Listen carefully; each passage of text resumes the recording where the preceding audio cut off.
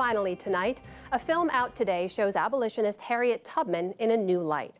As I found in a recent conversation with the director and star of Harriet, there is so much more to her personal story and historical role than is usually told. It's part of our ongoing arts and culture series, Canvas.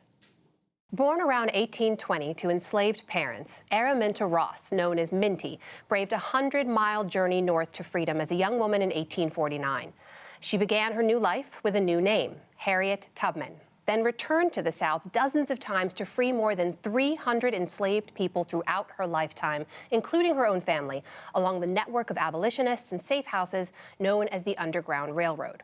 She continued to lead in the fight against slavery as a spy in the Civil War, and she went on to become one of the only American women to lead an armed expedition. After the war, Tubman returned to her home in Auburn, New York, where she died in 1913 at the estimated age of 91. If there are no stars, just follow the river. The story of the Underground Railroad's most famous conductor is now being told in Harriet, a new film, which is also the first to tell Tubman's story on the big screen. Easy now. I'm gonna be free or die.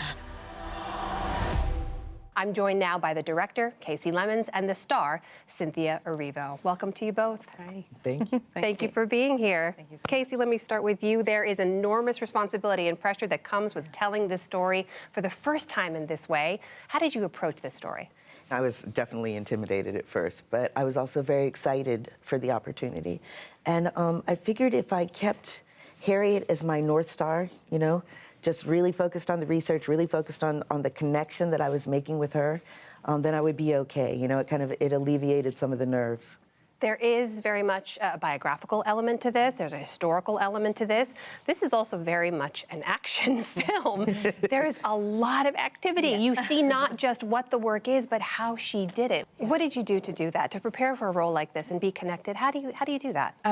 It was the conversations Kasi and I had, the research you do the reading, you make sure that you take a look at pictures, imagery, you know, studying her face. We tried to find out what her voice could sound like, how she would speak, the cadence that she would probably use, working on the physicality, and because of what was in the script, I was able to figure out like the kind of run she might have.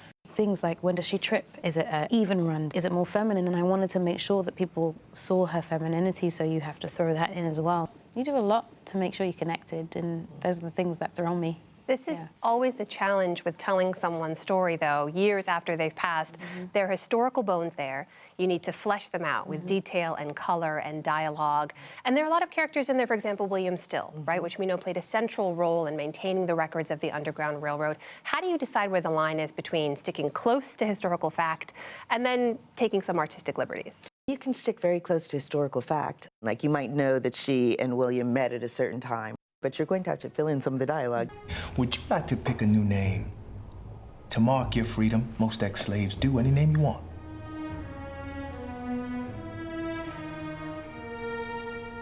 They call my mama Rip,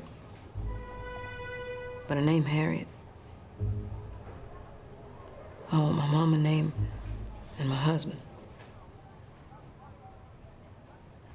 Harriet Tubman.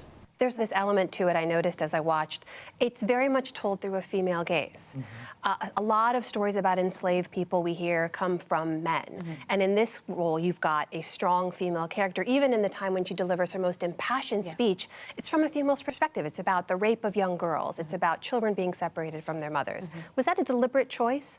I think it was definitely deliberate on her part, but it was, for me, essential. Because I think too often we have these stories about women and they aren't coming from women's voices, and we don't have enough of it. And there's nothing more you can do. Don't you tell me what I can't do. I made it this far on my own. God was watching, but my feet was my own. Running, bleeding, climbing, nearly drowned, nothing to eat for days and days, man, I made it. We specifically wanted to talk about family separation. A lot has been said about the cruelty of slavery, you know, psychological torment of seeing your sisters sold away, or a mother seeing her daughters sold, or people having to choose between running and leaving their children, you know. Those kind of decisions were inherent in her story and were so full of pain and so, I thought, relevant today. There's also this part, which I loved, was sort of surprising to me. There's a love story that inspires her, that sort of guides her journey from the beginning, which is not how most of us learn about the story of Harriet Tubman. Why was it important for you to flesh out that part of her life? Possibly because we don't get to see that of her. I think we see this picture, we know of her as the hero, we know that she's done all this work, and we know that she's the strong, strong woman, but we don't get to know that she was loved and was in love. And I feel like it's the one thing that sort of makes her real and grounds her and says to us that she was human and that the things she went through were human things and she was an extraordinary being. Casey, I have to ask you, some of the criticism has been that you've kind of glanced over much of the atrocity and the actual horrors of slavery in America.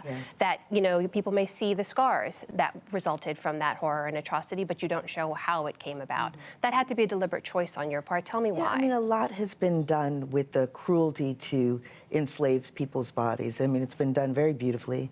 I focused on what anybody would say about the Harriet Tubman story. So if you were to talk about Harriet, you would say she escaped slavery. She went back to liberate others. So I focused on the verbs of freedom. I really did. It's about escape. It's about what one woman was willing to do in order to be free. And she was willing to die for it in liberating others. So the freedom, the liberation, the return, that's what I focus on. The movie is Harriet. Cynthia Erivo and Casey Lemons, thank you for being here. Thank you. Thank you.